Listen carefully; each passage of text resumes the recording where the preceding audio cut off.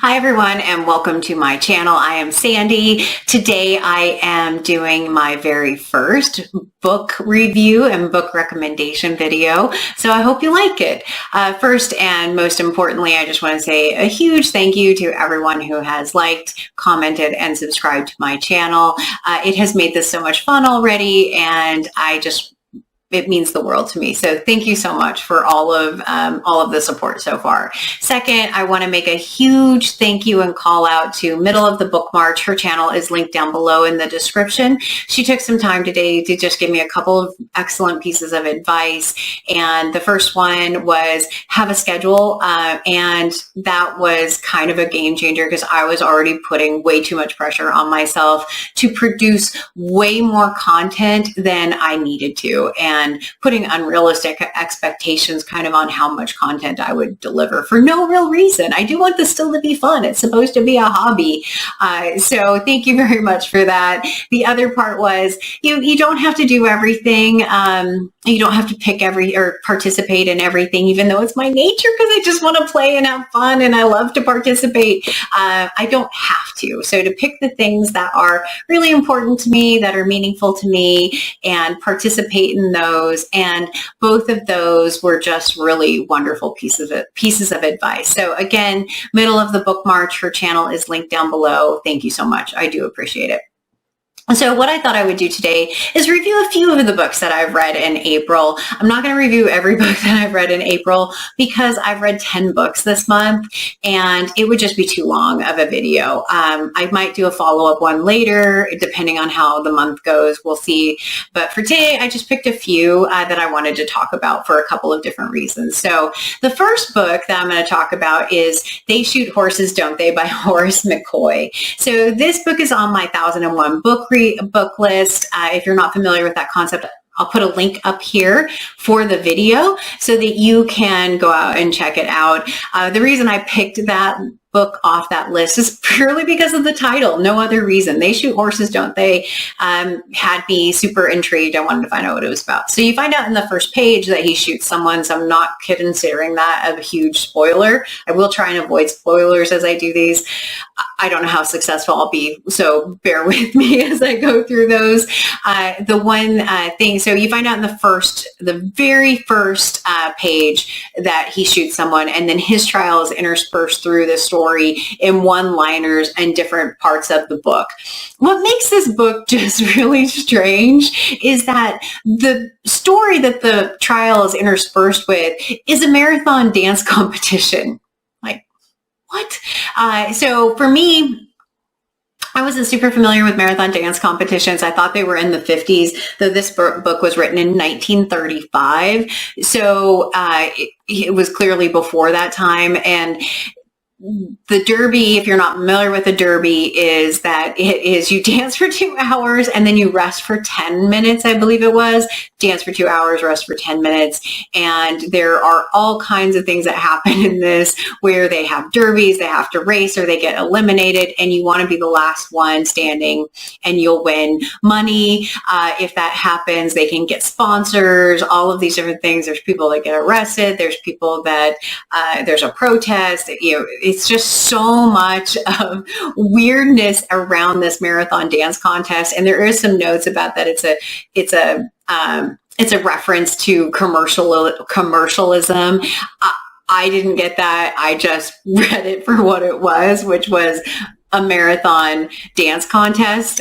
So very strange. You do find out what the title means at the very end. And so I found that really interesting as well. I ended up giving this one 3 stars. My rating system is super subjective. So I take that for what it is. If you want a short one off of the 1001 list, it's a fun one. It's just weird. It is one that I did actually did enjoy. So it's a mixed one is what I would say for that one. So the second book I want to talk about is Daughter of Fortune by Isabel Allende, and I hope I'm saying that right. So I had a huge block with this author for so long, and the reason stems back to a literature class I took in college where I was so excited about taking this class. I love books. I thought I'm going to love this class. And the bottom line is I hated it. I absolutely hated it. It almost ruined reading for me to the point where I did not want to pick up a book for a while. And unfortunately, this author was featured in that class. And so I have not wanted to read another book of hers since then. And that was a good 20 years ago.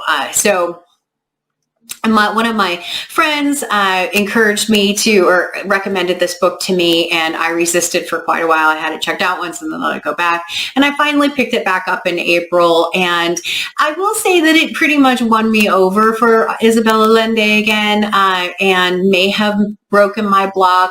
It is the story of a baby that's left on the doorstep in a soapbox, and a brother, sister, kind of spinster sister, decide to raise it kind of as their own. There's some questionable things in there. They do some things like threaten to take her to, I believe it was the orphanage.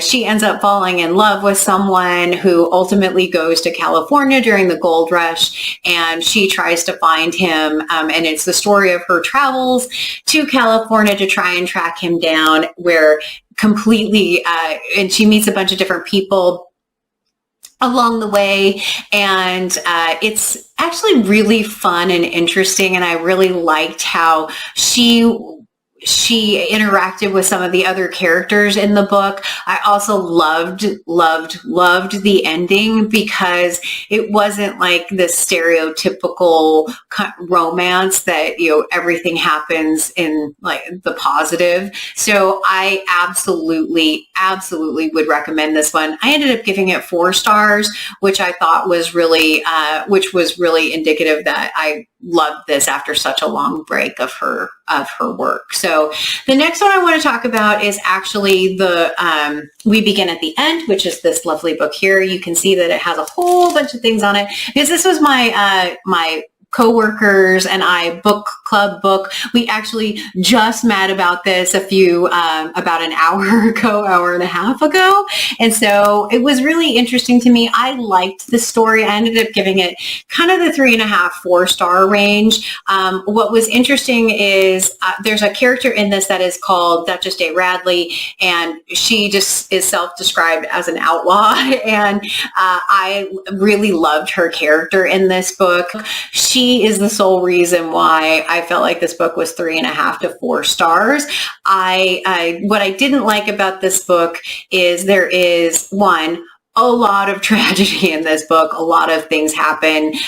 She just really can't seem to get much of a break. Some of the stuff that has happened is not her fault, and some of it is directly attributed to things that she did.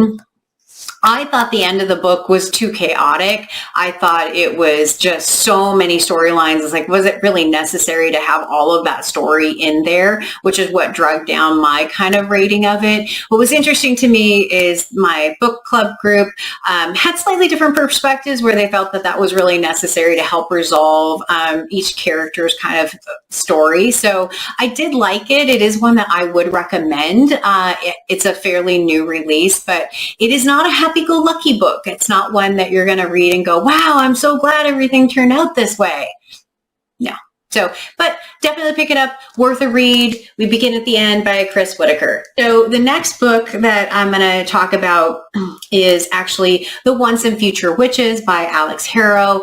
I don't know how popular this opinion will be on YouTube, because I didn't love this book. It was not my favorite. It's the story of 3 sisters who have lines to witchcraft, basically, and they are trying to call back a tower that may help them defeat an evil character that is in the book. That is a very high level summary of this book, and it's their story of trying to basically bring back witchcraft and to defeat this evil person. The part that brought the book down for me, and that was really, really difficult, is it took such a long time to get moving.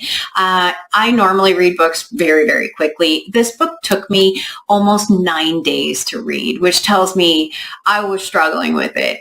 It wasn't until about the middle of the book when one of the characters gets thrown into what they call the deeps, which is a very horrible horrible sounding prison that's always flooded. And she has a collar around her neck that burns anytime she tries to do witchcraft. And that is the point where it really caught me and caught my interest. And then I read the rest of it in about a day. So that just tells you that the beginning of it and the character development was just a little slow for me. And there was things like a women's suffrage movement in there, some other pieces that I'm not sure really added necessarily to the overall story. It was just okay for me. I wouldn't say go out and read this book.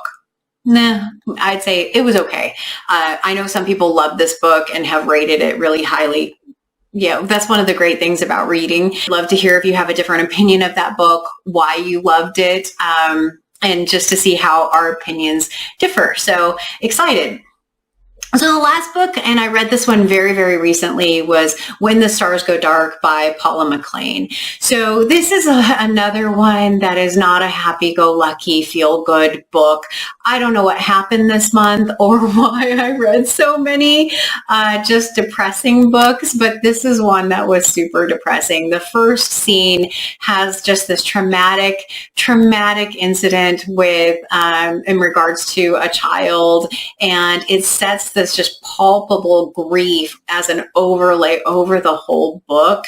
And the main character's name is Anna, and she ends up journeying back to her hometown as a way of trying to, I think, escape to get out of where she was and try and help recover. She's a detective that normally searches for lost children and gets pulled into a search for a lost child in her hometown. And it's that grief that just struck me every time you have an interaction with her, even if it's supposed to be kind of a happier scene.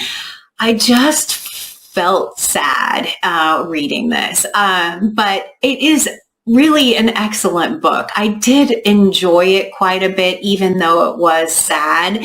It doesn't have necessarily a super sad ending per se, without trying to give away the whole thing, hopefully.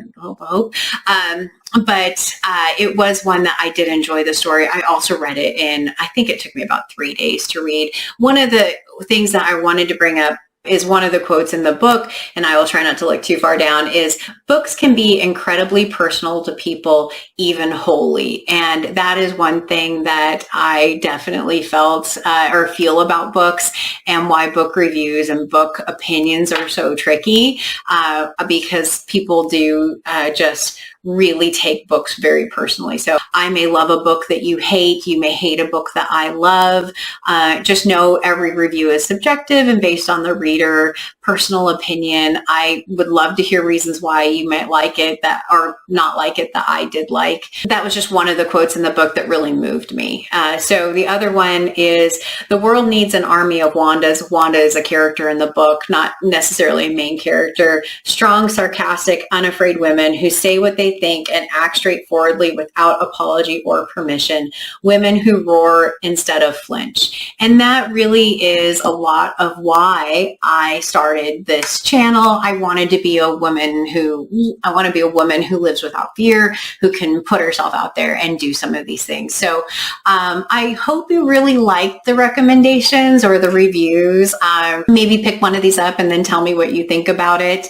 I hope that I'm able to post some new content for you. Like I said, every Saturday and Wednesday. I hope that you enjoyed these and get something out of it.